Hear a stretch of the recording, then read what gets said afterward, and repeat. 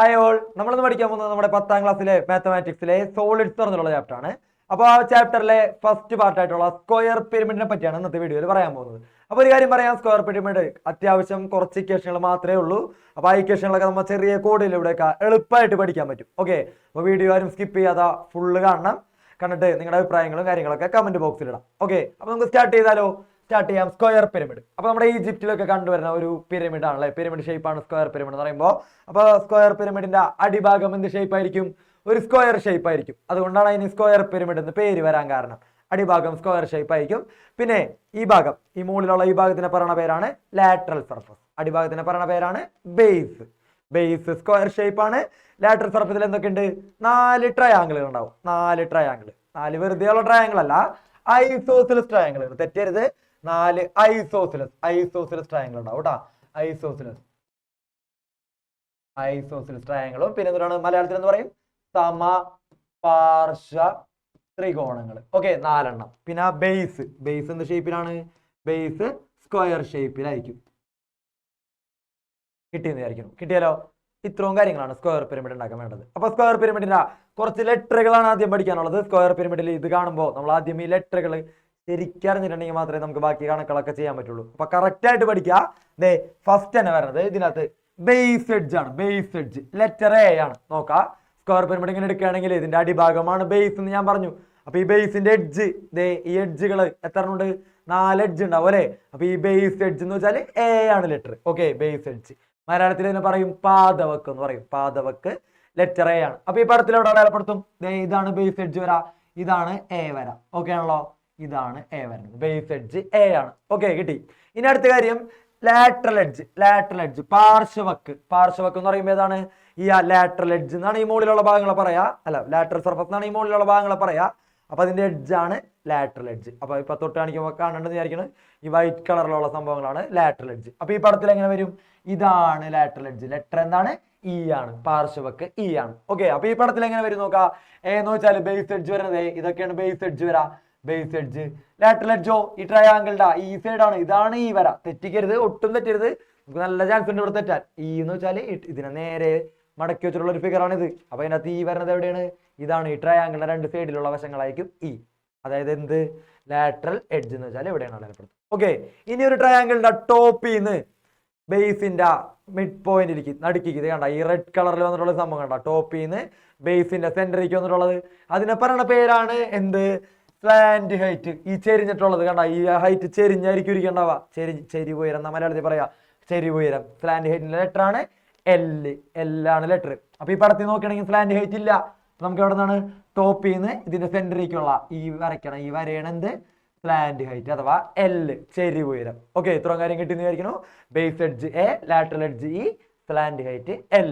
Okay, ഇനി അടുത്ത കാര്യം ഹൈറ്റ്, ഉയരം എന്ന് വെച്ചാൽ എങ്ങനെയാണ്?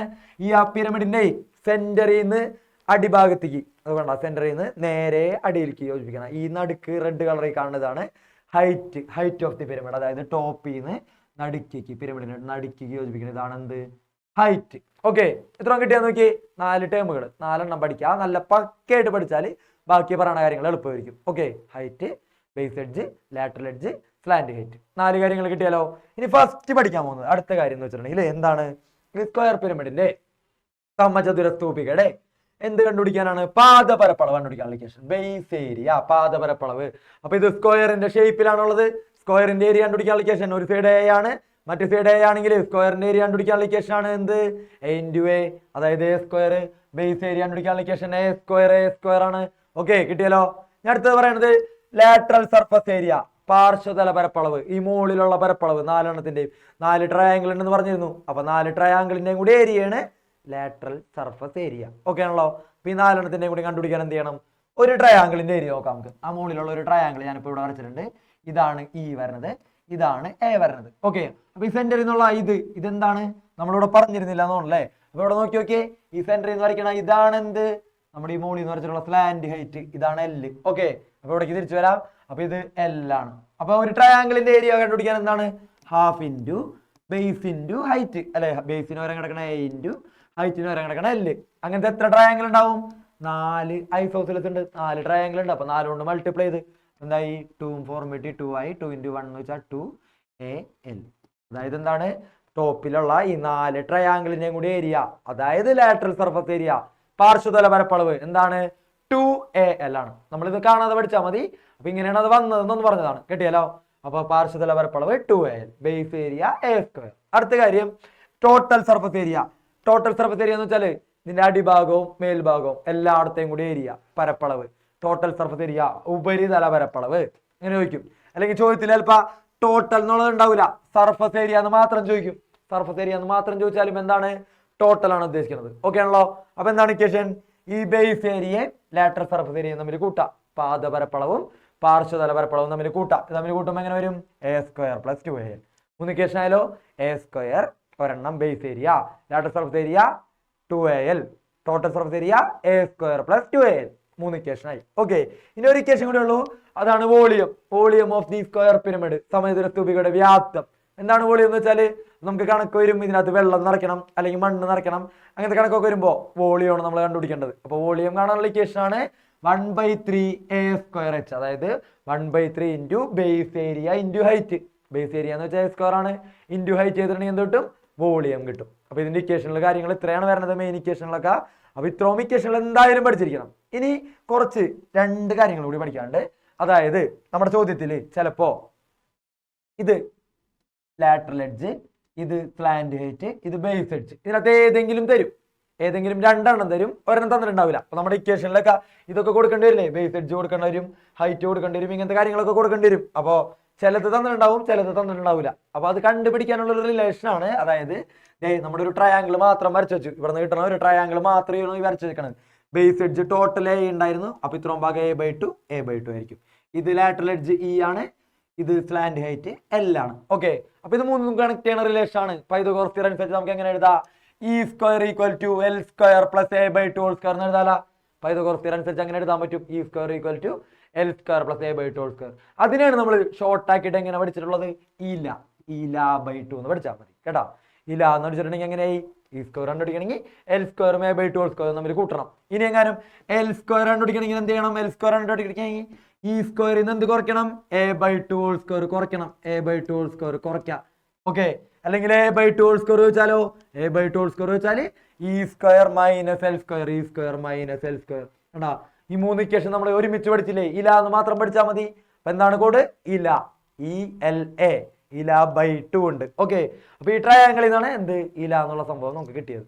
ഏതെങ്കിലും 2 എണ്ണം തരും, മൂന്നാമത്തെ കണ്ടുപിടിക്കേണ്ട അവസ്ഥ വന്നാൽ ഇക്വേഷൻ ഇത്രയും ഓർത്ത് നിൽക്കാൻ പ്രശ്നമുള്ളവർ എന്ത് പഠിക്കുക, ഇല എന്ന് പഠിക്കുക. ഓക്കെ, അടുത്ത കാര്യം എന്ന് വെച്ചിട്ടുണ്ടെങ്കിൽ LAH എന്നാണ്, LA/2H എന്നുണ്ട്. ല എന്ന് പറയുമ്പോൾ എക്ക് എപ്പോഴും /2 ഉണ്ടാവും. അതായത് എന്തൊക്കെ കണക്ട് ചെയ്യണം നോക്കിയേ, L എന്ന് വെച്ചാൽ സ്ലാന്റ് ഹൈറ്റ്, ഇതേ ചെരിഞ്ഞിട്ടുള്ള ഈ ഹൈറ്റ്, ചെരിവ് ഉയരം, ഇതാണ് സ്ലാന്റ് ഹൈറ്റ് വരാ ചെരിഞ്ഞിട്ടുള്ളത്. പിന്നെ A എന്ന് വെച്ചാൽ ബേസ് എഡ്ജ്, H എന്ന് വെച്ചാൽ നടുക്കുന്നുള്ള ഹൈറ്റ്, ഇത് മൂന്നും കൂടി കണക്ട് ചെയ്യണം. നമുക്ക് ഇവിടെ നോക്കിയാൽ ഈ റെഡ് കളർ കാണുന്ന ട്രയാങ്കിൾ ആണ് ഉദ്ദേശിക്കുന്നത്. റെഡ് ക്ലിയർ ആയിട്ട് കാണണമെന്ന് അറിയില്ല. അപ്പൊ ഇതിനകത്താണ് സ്ലാന്റ് ഹൈറ്റ്, ഹൈറ്റ്, ബേസിന്റെ പകുതി, മൂന്നും കണക്ട് ചെയ്യുന്ന റിലേഷൻ ആണ് ല എന്ന് പഠിച്ചിട്ടുണ്ടെങ്കിൽ എന്ത് കിട്ടും, ഇതിനകത്ത് L² = H² + A/2². L² ഇട്ടണമെങ്കിൽ എന്ത് ചെയ്യണം, A/2² H² കൂട്ടണം. ഓക്കെ, അടുത്തത് A/2² ഇട്ടാനോ, ഇതിനകത്ത് ആലോചിച്ച് A/2² ഇട്ടണമെങ്കിൽ L² എന്ത് കുറയ്ക്കണം, L² H² കുറയ്ക്കണം, H² കുറയ്ക്കണം. അല്ലെങ്കിൽ H² ഇട്ടണമെങ്കിൽ എന്ത് ചെയ്യണം, L² A/2² കുറയ്ക്കണം. ഓക്കെ, അപ്പൊ അത്രേ ഉള്ളൂ എന്ത്, ല എന്നുള്ള റിലേഷൻ. ല എന്ന് പഠിക്കുകയാണെങ്കിൽ ഇത് മൂന്നും നമുക്ക് എളുപ്പം എഴുതാൻ പറ്റും. ഫസ്റ്റ് എഴുതാനാണ് വലുത്, അപ്പൊ അതിനകത്ത് ബാക്കി 2 കിട്ടാൻ കൂട്ടി എഴുതാം, സ്ക്വയറുകൾ കൂട്ടി എഴുതാം. ഓക്കെ, അപ്പൊ നമുക്ക് എളുപ്പം കിട്ടണ കുറച്ച് 2 ടൈപ്പ് ഇക്വേഷൻ ആണ് പഠിച്ചത് അതിന്റെ കൂടെ. അപ്പൊ അതും പഠിച്ചു വെക്കാം, ബാക്കി തന്നിട്ടുള്ള കാര്യങ്ങളും പഠിക്കാം. അത്രയും പഠിച്ചിട്ടുണ്ടെങ്കിൽ നമുക്ക് എല്ലാ ചോദ്യങ്ങളും, പിന്നെ അതെന്ന് പറഞ്ഞാൽ എല്ലാ ചോദ്യങ്ങളും ആൻസർ ചെയ്യാൻ പറ്റും. അപ്പൊ നമുക്ക് ഇനി വരുന്ന വീഡിയോസിൽ കൂടുതൽ ചോദ്യങ്ങളൊക്കെ ആയിട്ട് വരാം, ഇത് വെച്ചിട്ട് എങ്ങനെ ചെയ്യാം, എങ്ങനെ കാര്യങ്ങളൊക്കെ ചെയ്യാന്നുള്ള വീഡിയോസ് ഒക്കെ ആയിട്ട് വരാം. അപ്പൊ നമ്മുടെ വീഡിയോ ഇഷ്ടപ്പെട്ടിട്ടുണ്ടെങ്കിൽ ലൈക്ക് ചെയ്യുക, സബ്സ്ക്രൈബ് ചെയ്യുക, എന്തെങ്കിലും ഡൗട്ട് ഉണ്ടെങ്കിൽ കമന്റ് ബോക്സിൽ ചോദിക്കുക. അപ്പൊ താങ്ക് യു.